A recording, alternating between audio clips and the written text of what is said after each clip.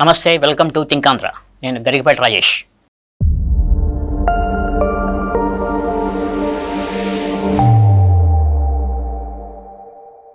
పోసాని కృష్ణమురళి చంద్రబాబు నాయుడిని, పవన్ కళ్యాణ్ని ప్లస్ లోకేష్ని, వీళ్ళతో పాటు వాళ్ళ కుటుంబ సభ్యుల్ని తీవ్రంగా దుర్భాషలాడిన కేసులో ప్రస్తుతం పోలీస్ కస్టడీలో ఉన్నారు. నిన్న గుంటూరు సిఐడి ఆఫీస్లో ఉదయం 11 గంటల నుంచి సాయంత్రం 6 గంటల వరకు పోలీసులు 32 ప్రశ్నలు సంధిస్తే కొన్నిటికి సమాధానాలు చెప్పారు, మరికొన్నిటికి షరామామూలుగానే నాకు తెలియదు, గుర్తులేదు అని చెప్పారు. అయితే ఆయన చెప్పిన ప్రధాన విషయం ఏంటంటే, సాక్షి పత్రిక నాకు సమాచారం పంపించేది, వాళ్ళు చెప్పిన దాని ప్రకారం నేను మాట్లాడేవాడిని, వాటిని నేను అసలు ఎప్పుడూ నిర్ధారించుకోలేదు, చూసుకోలేదు, వాళ్ళు ఏది ఇస్తే అదే నేను చదివేవాడిని. అవసరమైతే 1 గంట ముందు ప్రెస్ మీట్ పెట్టాలని చెప్పేవాళ్ళు, హడావిడిగా వచ్చి నేను చదివేవాడిని, ప్రెస్ మీట్లో చెప్పేసి వెళ్ళిపోయేవాడిని అని చెప్పారు. అయితే సాక్షి పత్రిక ఎందుకు ఇట్లా వ్యవహరిస్తుంది, పోసాని కృష్ణమురళిని ఉపయోగించుకుందా, లేదంటే కనుక సాక్షి జర్నలిజం గురించి ప్రజలందరికీ తెలిసిన విషయమే. ఈ పోసాని కృష్ణమురళి విషయం కానీ, లేకపోతే సాక్షి పత్రిక గురించి కానీ, తర్వాత సజ్జల రామకృష్ణారెడ్డి నడిపించిన సాక్షి వ్యవహారాలు కానీ, వీటన్నిటి గురించి మనతో మాట్లాడటానికి సీనియర్ రాజకీయ విశ్లేషకులు సుజిత్ గారు మనతో పాటు ఉన్నారు. ధన్యవాదాలు సుజిత్ గారు. పోసాని కృష్ణమురళి చెప్పాడు, సజ్జల రామకృష్ణారెడ్డి మీకు ఏదైనా స్క్రిప్ట్ పంపించారా అంటే నాకేం పంపించలేదు అని చెప్పేసి అన్నాడు. గతంలో మాత్రం సజ్జలు చెప్పిన దాని ప్రకారమే నేను మాట్లాడానని చెప్పాడు. అంటే నిజాలు చెప్తే వాళ్ళు ఏమైనా చంపేస్తారు అని చెప్పేసి ఏమన్నా ప్రాణభయం పోసానికి ఉందా? డెఫినెట్గా ఉంటుంది కదండి. ఇప్పుడు వైఎస్ఆర్సీపీ ఆ పార్టీ యొక్క చరిత్ర మనం చూసుకుంటే డెఫినెట్గా ఆ ప్రాణభయం అనేది ఎవరికైనా ఉంటుంది. ఎందుకంటే అవసరార్థం దేనికైనా తెగించేటటువంటి వ్యక్తులు వైఎస్ఆర్సీపీ పార్టీ వారు. ఆ పార్టీ పునాదులే శవం పక్కన అన్నమాట. ఒక వ్యక్తి యొక్క స్వార్థం కోసం, ఒక వ్యక్తి యొక్క మరణం దగ్గర పుట్టినటువంటి పార్టీ వైఎస్ఆర్సీపీ. ఇక దాని గురించి మనం లోతుగా వెళ్ళి చర్చించుకోవాల్సినటువంటి అవసరం లేదు. ఎందుకంటే పార్టీ పునాదులే అలాగుంటాయి, ప్రజలకు కూడా అందరికీ తెలిసిందే, అందరికీ తెలిసిన కథలు ఇవన్నీ పాతవి. ఇక పోసాని కృష్ణమురళి కావచ్చు, లేదంటే వల్లభనేని వంశీ కావచ్చు, లేదంటే కోడాల నాని కావచ్చు, లేదంటే వైఎస్ఆర్సీపీలో ఉన్నటువంటి గ్రౌండ్ లెవెల్ కార్యకర్త దగ్గర నుంచి పై స్థాయిలో ఉన్నటువంటి వ్యక్తుల వరకు, ఇంకా చెప్పాలంటే జగన్మోహన్ రెడ్డి దాకా ప్రతి ఒక్కరూ ఆ భాషని ఎంచుకోవడానికి ప్రధానమైనటువంటి కారణం వాళ్ళ రూట్స్ అవి. సో వాళ్ళ రూట్స్లోనే అది ఉందన్నమాట. ఇక సాక్షి రాసిచ్చిన ప్రకారమే మేము మాట్లాడాము అని చెప్పేసి పోసాని గారు మాట్లాడడం ఏంటంటే నాకేం పెద్ద సర్ప్రైజింగ్గా అనిపించలేదు. ఎందుకంటే జర్నలిజం అనే దాన్ని మామూలుగా మనకు జర్నలిజం అంటే ఎంతో ఉన్నతమైనటువంటి విలువలు, ఆ జర్నలిజంలో ఉంటూ నిజం రాయడం కోసం ప్రాణాలు వదిలినటువంటి ఎంతోమంది గొప్ప గొప్ప విలేకరులను మనం చూసాం. కానీ జర్నలిజాన్ని అడ్డం పెట్టుకొని స్వంత ఎజెండాని ప్రజల మీద రుద్దడానికే ఏర్పడినటువంటి మాధ్యమం ఈ జగతి పబ్లికేషన్స్. జగతి పబ్లికేషన్స్ అంటే సాక్షి మీడియా, సాక్షి పేపర్ కావచ్చు, సాక్షి న్యూస్ కావచ్చు. సాక్షి పుట్టుక అవినీతి మీద పుట్టినటువంటి పార్టీ అది. మనందరికీ తెలిసిందే. 2004 కంటే ముందు రాజశేఖర రెడ్డి గారికి ఏముందండి, ఎన్నికల ఖర్చుల కోసం ఇంటిని అమ్ముకోవడానికి అప్పటి ముఖ్యమంత్రి నారా చంద్రబాబు నాయుడు గారిని వేడుకున్నటువంటి పరిస్థితి. అంతటి దీనమైన స్థితి రాజశేఖర రెడ్డి గారు. తాను ముఖ్యమంత్రి అయిన తర్వాత తన డప్పు కొట్టుకోవడం కోసం, నిజాల్ని పక్కదోవ పట్టించడం కోసం, తనకే 24 గంటలు భజన చేయడం కోసం పుట్టినటువంటి పేపర్, పెట్టినటువంటి పేపర్ సాక్షి పత్రిక. ఈ సాక్షి పత్రికలో మీరు చూసుకుంటే నిజం అనేది కేవలం ఒకటే ఉంటుంది. అదేంటి అంటే ఆ రోజు డేట్. ఇక ఆ రోజు డేట్ తప్ప ఆ పేపర్లో నిజం అనేది ఇంకొకటి కనిపించదు. ఈ సందర్భంగా మీకు ఒక చిన్న క్లిప్ చూపిస్తాను, దాన్ని చూడండి, తర్వాత మాట్లాడుకుందాం. ఓకే. సో సాక్షి పుట్టడమే the other side of the story చూపించడం కోసం పుట్టింది. So we continue to do that, show the other side. And the difference between Sakshi and any other publication is, Sakshi అబద్ధాలు ఎప్పుడు చెప్పదు, ఎప్పుడే కానీ చెప్పదు. Without verifying a fact, we never publish it. I can say no other publication. అబద్ధం ఎప్పుడు చెప్పదు అంటే ఇక్కడ మేడం భారతి గారు సాక్షి చైర్మన్ అన్నమాట, ఆమె ఎండి అనుకుంటా. ఆవిడ మాట్లాడుతూ కాయిన్కి అదర్ సైడ్ చూపించడం కోసమే సాక్షి పత్రిక పుట్టింది అని చెప్పేసి మాట్లాడారు. కాయిన్కి అదర్ సైడ్ అంటే ఏంటి? మీరు చేసేటటువంటి దారుణాలు, మీరు చేసేటటువంటి అక్రమాలు, మీరు చేసేటటువంటి నీతి మాలినటువంటి రాజకీయాలు, మీరు చేసేటటువంటి నీచాతి నీచమైనటువంటి పనులు, వీటన్నిటిని మభ్య పెట్టడమే కాయిన్కి అదర్ సైడ్. ఇప్పుడు మేడం గారు మాట్లాడుతూ వేరే పత్రికలు, వేరే సంస్థలు ఏం చేస్తాయి, ఉన్నది ఉన్నట్టు రాస్తాయి. నిజం ఏదైతే ఉందో అది అధికార పార్టీ అయినా, ప్రతిపక్ష పార్టీ అయినా నిజం నిజాయితీగా వాళ్ళు మొహాన కొట్టినట్టు రాస్తారు. బెస్ట్ ఎగ్జాంపుల్ చెప్తారు. జగన్మోహన్ రెడ్డి గారు 16 నెలలు జైల్లో ఉండడానికి ప్రధానమైనటువంటి కారణం ఎవరు? రామోజీరావు గారి మీద జగన్మోహన్ రెడ్డి గారు కక్ష కట్టడానికి కారణం ఏంటి అంటే ఈ రోజు వైఎస్ఆర్సీపీ పార్టీలో ఉన్నటువంటి కురసాల కన్నబాబు ఆ రోజు ఈనాడు పత్రికలో విలేకరి కాదా? జగన్మోహన్ రెడ్డి గారు చేసినటువంటి అవినీతి అక్రమాలు, షెల్ కంపెనీలు, సూట్ కేస్ కంపెనీల మీద స్టింగ్ ఆపరేషన్ చేసి సాక్ష్యాధారాలన్నీ సేకరించినటువంటి వ్యక్తి కురసాల కన్నబాబు కాదా? ఆ సాక్ష్యాధారాలన్నింటినీ సిబిఐకి అప్పగించింది ఈనాడు పత్రిక కాదా? సో జగన్మోహన్ రెడ్డి స్ట్రాంగ్ గా బిలీవ్ చేస్తున్నది ఏంటంటే ఈనాడు పత్రిక వల్ల, రామోజీరావు వల్ల నేను జైలుకి వెళ్లాల్సి వచ్చింది. ఆ కక్ష పెట్టుకునే కదా మార్గదర్శి అనే కేసుని అడ్డం పెట్టుకొని ఆ వయసులో ఉన్నటువంటి వ్యక్తి మీద నిర్దాక్షిణ్యంగా ప్రవర్తించింది.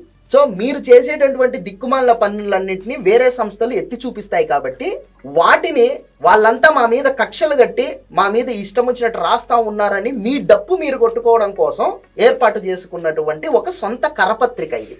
మీకు బెస్ట్ ఎగ్జాంపుల్ ఏంటంటే నాకు ఒక వ్యక్తి గుర్తొస్తాడు. హిట్లర్ దగ్గర ఒకడు ఉంటాడంట, అతని పేరు గ్లోబెల్స్ అన్నమాట. సో అతను ఏం చేస్తాడంటే హిట్లర్ ఎటువంటి దిక్కుమాలిన చేసినప్పటికీ కూడా హిట్లర్ గొప్పవాడు, హిట్లర్ కరుణామయుడు, హిట్లర్ ఒక దేవుడు, దైవాంశ సంభూతుడు, దయార్థ హృదయుడు అని చెప్పేసి జనాల్లో భజన చేస్తూ డప్పు కొడుతూ తిరుగుతుంటాడు అనమాట. వాళ్ళ కాన్సెప్ట్ ఏంటంటే ఆ గ్లోబల్స్ నుంచి వీళ్ళు ఇన్స్పైర్ అయ్యి ఈ పేపర్ పెట్టుకున్నారు. వీళ్ళ కాన్సెప్ట్ ఏంటంటే వీళ్ళు ఒక పందిని తీసుకొని వచ్చి ఆ పేపర్ లో పెట్టి ఇది పంది కాదు నంది అని ఒక 100 రోజులు దాని మీద ఆర్టికల్స్ రాస్తారు. ఇది పంది కాదు ఇది నందే అని. దాన్ని చదివినటువంటి వాళ్ళు ప్రజల్లో 100 మంది చదివితే కనీసం 20 మంది నమ్ముతారు దాన్ని. ఎందుకంటే ప్రజలు అమాయకులండి. ఒకే మాటని 100 మంది 100 సార్లు చెబితే చూసే 100 మందిలో కనీసం 20 మంది నమ్ముతారు. ఈ స్ట్రాటజీ వీళ్ళది. ఇది అంటే ఒక విషయాన్ని పదే పదే అది అబద్ధం అని చెప్పడం ద్వారా కొంతమంది ప్రజలు నమ్ముతారు, అది మనకు ఉపయోగపడుతుంది ఒక స్ట్రాటజీ, అంతేగాని వాస్తవం. దీనికి ఇంకో ఎగ్జాంపుల్ కూడా చెప్తాను. వివేకానంద రెడ్డి గారి కేసు మనందరికీ తెలుసు. అది ఎన్ని మలుపులు తిరిగిందో మనందరికీ తెలుసు.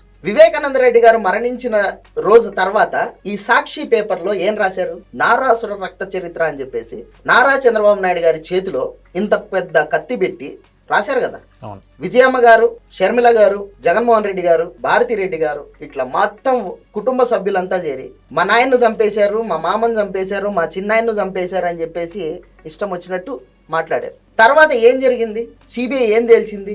దీంట్లో తెలుగుదేశం పార్టీ వాళ్ళకు కానీ, లేదంటే బీటెక్ రవికి కానీ, ఆదినారాయణ రెడ్డికి కానీ, ఇంకొకరికి కానీ ముఖ్యంగా చంద్రబాబు నాయుడుకి కానీ ఎవరికి ఏం సంబంధం లేదు, ఇది ఇంట్లో వ్యక్తుల వల్ల జరిగిందే అని చెప్పేసి తేల్చారా లేదా? ఈ మర్డర్ చేసింది వైఎస్ భాస్కర్ రెడ్డి. ఈ భాస్కర్ రెడ్డి జగన్మోహన్ రెడ్డి చిన్నాయన కాదా? ఈ భాస్కర్ రెడ్డి కొడుకు వైఎస్ అవినాష్ రెడ్డి కాదా?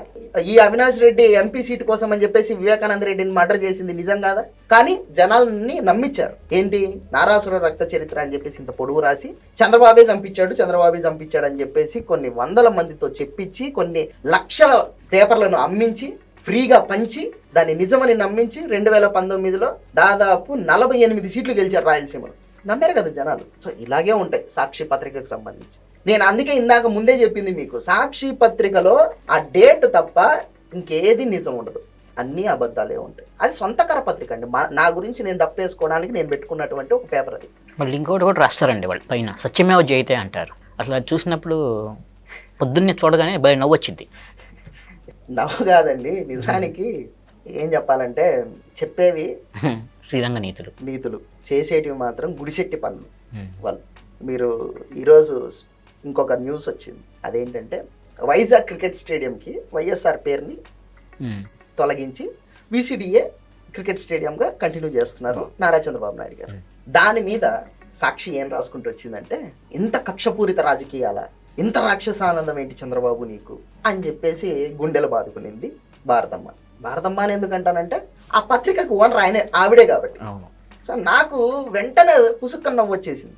ఈరోజు కక్షపూరిత రాజకీయం తర్వాత రాక్షసానందం అని మాట్లాడుతున్నారు. మరి గతంలో ఎన్టీఆర్ హెల్త్ యూనివర్సిటీ పేరు మార్చి వైఎస్ఆర్ హెల్త్ యూనివర్సిటీ అని పేరు పెట్టి ఎందుకురా మార్చారు అని మీరు జనాలు అడిగితే, రాజశేఖర రెడ్డి డాక్టర్ కాబట్టి హెల్త్ యూనివర్సిటీకి పేరు పెట్టామని చెప్పేసి అన్నారు. మరి క్రికెట్ స్టేడియంకి రాజశేఖర రెడ్డి పేరు ఎందుకు పెట్టారు? ఆయన ఏమైనా కానీ 1983 వరల్డ్ కప్లో ఏమైనా సెంచరీ కొట్టాడా? ఈ మాట ఎవరు అడుగుతారు కదండి. మరి క్రికెట్ స్టేడియంకి ఆయన పేరు ఎందుకు పెట్టాలి? వైజాగ్ క్రికెట్ స్టేడియం చరిత్ర ఏంటి? 2000 సంవత్సరంలో నారా చంద్రబాబు నాయుడు గారు ముఖ్యమంత్రిగా ఉండగా ఆ స్టేడియాన్ని కట్టారు. 2003లో నారా చంద్రబాబు నాయుడు గారి చేతుల మీదుగా ఆ స్టేడియాన్ని ప్రారంభం చేశారు.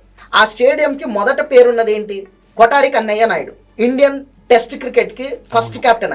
ఆయన పేరు మీద ఏర్పాటు చేసినటువంటి స్టేడియంకి రాజశేఖర్ రెడ్డి గారు మరణించిన తర్వాత ఈ గోకరాజు గంగరాజు అనేవాడు రాజశేఖర్ రెడ్డి మరణించినందుకు గాను ఆయనకు ట్రిబ్యూట్ గా ఈ కన్నయ్య నాయుడు గారి పేరు తీసేసి ఆ స్టేడియంకి పేరు పెట్టారు. దానికి ఎవరు అపోజ్ చేయలేదు. సరే, 6 సంవత్సరాలు ఒక రాష్ట్రానికి ముఖ్యమంత్రిగా చేసినటువంటి వ్యక్తి. పైపెచ్చు నారా చంద్రబాబు నాయుడు గారు కూడా తర్వాత మళ్ళీ ముఖ్యమంత్రి అయ్యారు కదా నారా చంద్రబాబు నాయుడు. కానీ ఆయన తీయాలనే ప్రయత్నం చేయలేదు. ఎందుకంటే రాజకీయాలు అనేది పక్కన పెడితే రాజశేఖర్ రెడ్డి, నారా చంద్రబాబు నాయుడు గారు ఇద్దరు స్నేహితులు, ఒకే సమకాలీకులు, పైపెచ్చు కొలిక్స్ కూడా ఒకే పార్టీలో పనిచేశారు ఇద్దరు. వాళ్ళిద్దరి మధ్య పాలిటిక్స్ పక్కన పెడితే మంచి స్నేహభావం ఉంది. సో నా స్నేహితుడి పేరు నేను ఎందుకు తీయడం అని చెప్పేసి ఆయన కంటిన్యూ చేశారు. పార్టీల పరంగా కేవలం వ్యతిరేకమే కానీ వ్యక్తిగతంగా మాత్రం మంచి స్నేహితులే ఆయన కంటిన్యూ చేశాడు. కానీ ఇప్పుడు ఇంకొక ఎగ్జాంపుల్ కూడా చెప్తానండి. ఎన్టీఆర్ హెల్త్ యూనివర్సిటీ, రామారావు గారు 86లో అది హెల్త్ యూనివర్సిటీ పెట్టారు. రామారావు గారు మరణించిన తర్వాత ఆ హెల్త్ యూనివర్సిటీ పేరు రామారావు గారి ట్రిబ్యూట్గా నారా చంద్రబాబు నాయుడు గారు పెట్టడం జరిగింది, ఎన్టీఆర్ హెల్త్ యూనివర్సిటీ.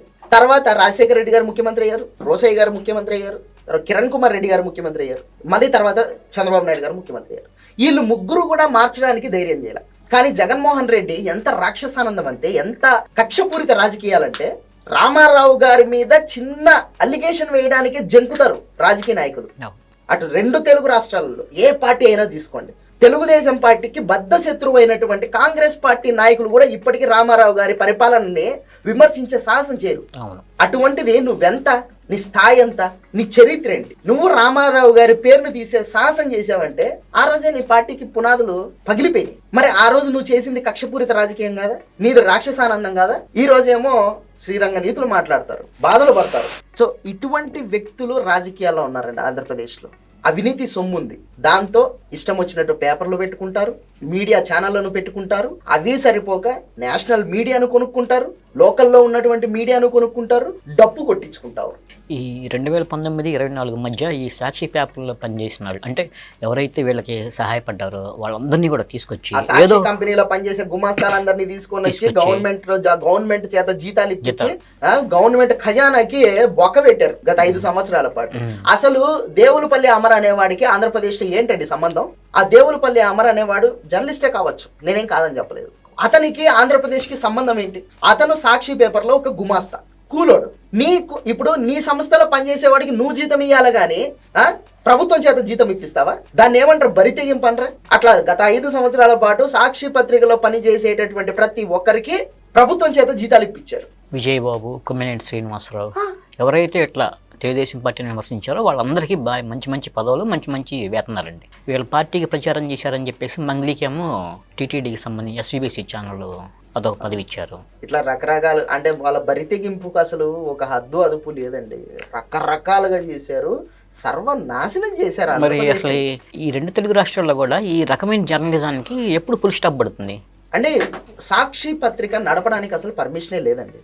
సుప్రీంకోర్టు కూడా చాలా క్లియర్గా చెప్పేసింది, ఈ పత్రిక నడవకూడదు అని చెప్పేసి, ఈ ఛానల్ నడవకూడదు అని చెప్పేసి. తర్వాత సాక్షి సంస్థలో పనిచేసే ఉద్యోగులు కోర్టుకు వెళ్ళారు, మా పొట్ట మీద కొట్టద్దండి, మా జీవన భృతిని లాగేయద్దండి అని చెప్పేసి కోర్టుకు వెళితే కేవలం ఆ ఉద్యోగుల యొక్క మొహాలు చూసి ఈ పత్రికని ఇంకా రన్ చేస్తున్నారే తప్ప అదర్వైజ్ ఈ పత్రికని ఎప్పుడో మూసేయాల్సింది. సుప్రీంకోర్టు నుంచి కూడా గైడ్ లైన్స్ ఉన్నాయి, నుంచి కూడా గైడ్ లైన్స్ ఉన్నాయి, ఈ పత్రికను మూసేయాలని చెప్పేసి. కేవలం ఉద్యోగుల యొక్క దయాదాక్షిణ్యాల మీద ఆ పత్రిక నడుస్తూ ఉంది. ఇటువంటి ఛానల్స్ ఉండకూడదు కూడా, బట్ ఏం చేస్తాం? ఇప్పుడు ఒక 100-1000 మంది బతుకు తెరువు అంటే మనం ఏం చేయలేము ఈ విషయంలో.